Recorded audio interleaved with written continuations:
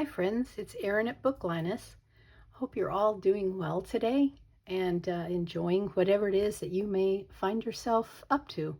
Just wanted to share some time with you and take a look at a deck. I, like probably many of you, have been eyeing my collection with an eye for thinning it down and maybe decluttering, looking at ones that do I actually use this, or is it just kind of taking up space? This poor deck was one of the first ones that came to mind, so I thought I'd share it with you and also show a deck that I've paired it with when I did use it. But I thought it'd be a fun little experiment to take a look. So it is the Sufi Tarot, Aida Hussein. Forgive me if I've crucified that name, but this is just a lovely deck. And when I first saw it come out, I was captivated by the artwork. Anyone who can do artwork so realistic and lovely, I wanted to give them a chance. And of course, because it has to do with Sufism, I was fascinated with learning some wisdom from it. So just look at what's inside here. Dare you have the courage to be who you really are. Just lovely. And I wish all of our decks came with such beautiful, sturdy decks, boxes here. It's just so easy to open. It's solid. It's beautifully decorated. I'm not a fan of tuck boxes, so that's where that comment comes in. The guidebook is lovely. It has a lot of information in it. No pictures in it, but it does talk about Sufism, quotes from Rumi, which are always thought-provoking and very wise. For the cards, it gives you a description of what they have titled it, as well as what we are familiar with. It is a Rider-Waite-Smith, I don't want to say clone, but it does follow or try to follow, the definite order and meaning in some of the cards. It gives you upright and reversed. It talks about what, for example, the Murshida, the high priestess here, what it represents through Sufism. And then it'll talk about, the meaning of the card and contemplations to think about since you've got this card. And then finally, an affirmation. I accept the divine wisdom that flows through me for each card. So it's a very gentle, ethereal deck that is more thought-provoking than some of the, cuter or even darker decks. This one is on the enlightenment side. So let's take a look at it. I'll show you the back. The back, of course, I thought was absolutely beautiful and had the details of a Persian rug. Just absolutely gorgeous in person. And the fronts, of course, given with Sufism, excuse me, the terminology, but we do have them numbered in the Rider-Waite-Smith order. So once you shuffle them and deal them out, if the title doesn't exactly speak to what it is, you can look at the number to tell. They are fairly easy, to tell by looking at the drawings of what they're trying to show you.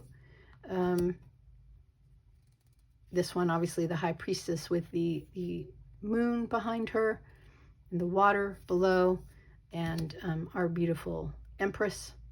And the sun, it's probably, you can't see it in the camera, but the sun coming up here, the daylight shining through, is just so realistic. It's absolutely stunning. Our emperor. So, you might see after a while, if you shuffle these, how at first it might be a little confusing, but I would assume after you've used it for a while and become familiar that, things would easily fall into place for you. Love the strength. My favorite card.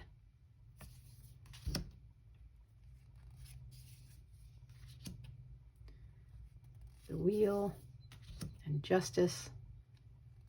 Very powerful. Kilimanjaro behind her, it looks like. The Hangman, Death, and Angelic Spirit. So kind of neat interpretation, just off the fly. Very menacing devil card with the chains, and I don't know if you can see it. There's kind of a face in there. Interesting to see. Kind of a classic tower and a beautiful star. So you can see the Rider-Waite-Smith, you know, similarities. That moon card is gorgeous with that reflection. And of course the sun card, no creepy baby. But then again, no beautiful white horse. So,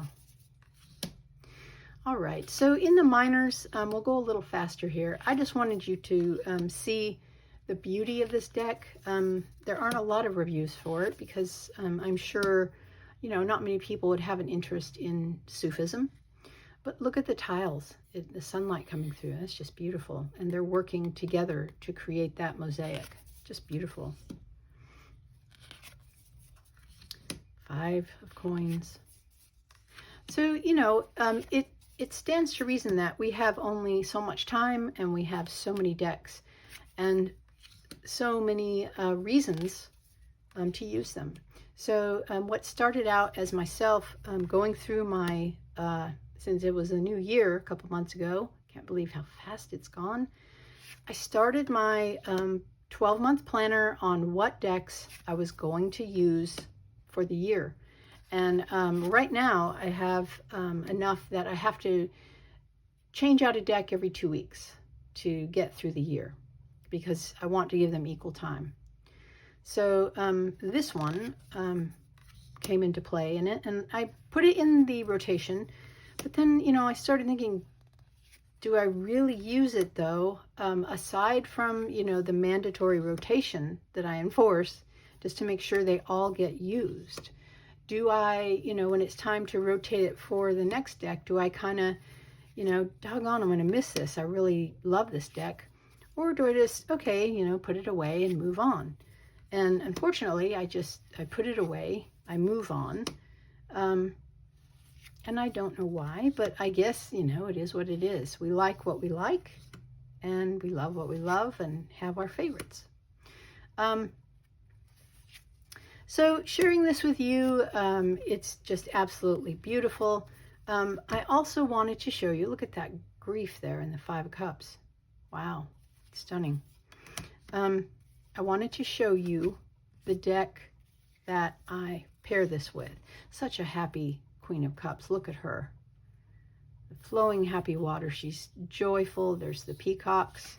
It's always so hard, isn't it, when we have a deck that we like. There's a reason why we got it.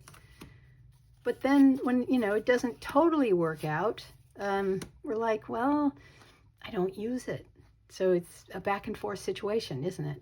Look at this 5 of Swords. He's looking down into the water here. And you see that person in there with the swords.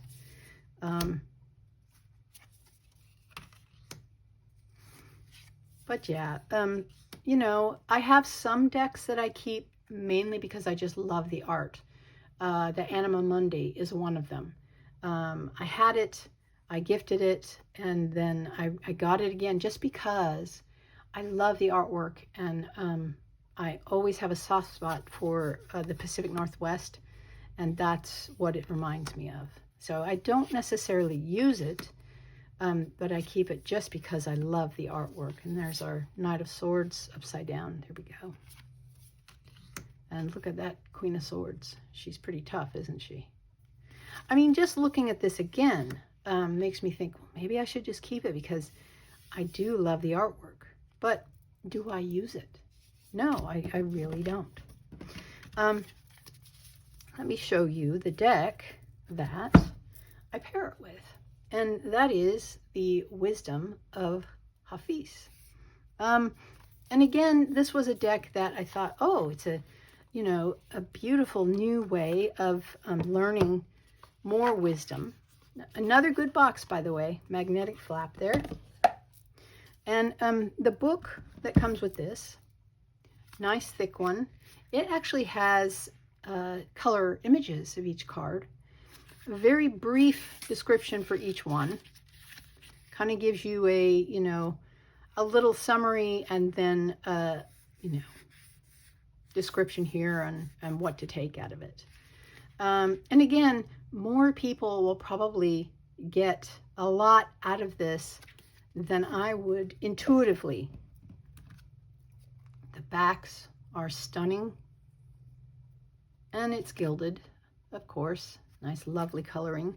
But look at the beautiful artwork here. Trust your wisdom. Use your power. You see the tiger there. Move forward.